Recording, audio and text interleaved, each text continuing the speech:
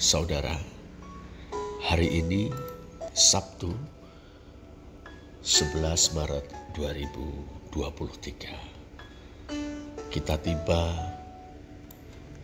di hari ke-18 masa Prapaskah.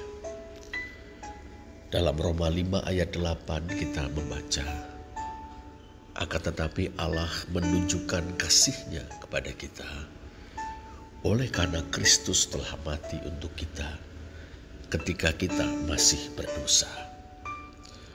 Saudara, kita semua adalah manusia berdosa dan pendosa.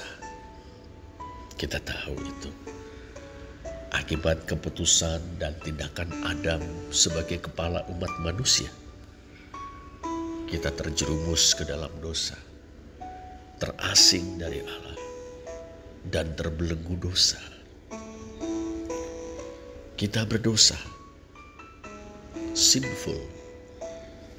Dalam keadaan ini, tiap-tiap kita berbuat dosa, terus berbuat dosa, dan menjadi pendosa, sinners.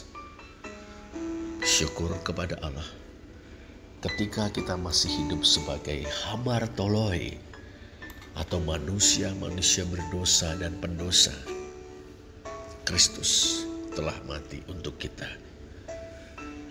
Kematian Kristus adalah puncak dari perbuatan kebenaran dan ketaatannya kepada Allah.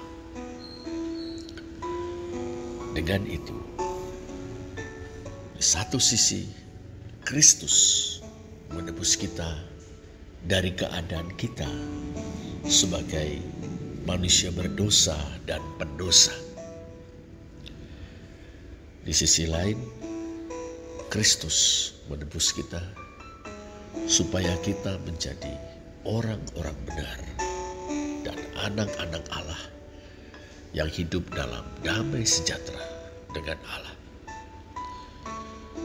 Dengan jalan itulah, yakni melalui kematian Kristus untuk kita, Allah menunjukkan kasih-Nya kepada kita. Mari kita renungkan, apa jadinya bila Allah membiarkan saja seluruh umat manusia dalam keadaan berdosa dan terus hidup sebagai pendosa? Tidak ada harapan bagi manusia. Sementara dunia atau bumi manusia akan menjadi serupa dengan neraka. Seluruh umat manusia terus berjalan dalam arah-arahan kebinasaan. Tetapi dalam Yesus Kristus, Allah telah memasuki dunia kita untuk menangani dosa-dosa kita, bahkan natur kita yang berdosa. Melalui kematian Kristus, Allah telah menebus kita. Dengan jalan itu, Allah memberi kita pengharapan.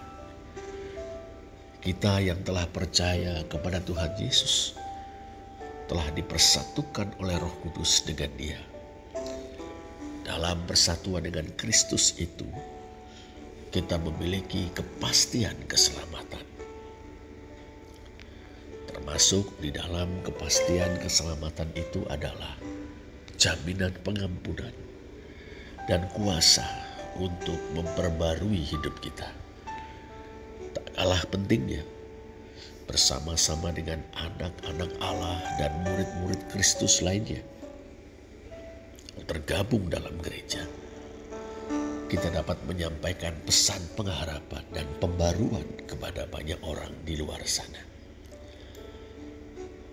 Dalam keterasingan dari Allah, terbelenggu dosa, dan hidup dalam dosa, sesungguhnya banyak orang sedang merindukan pesan tersebut.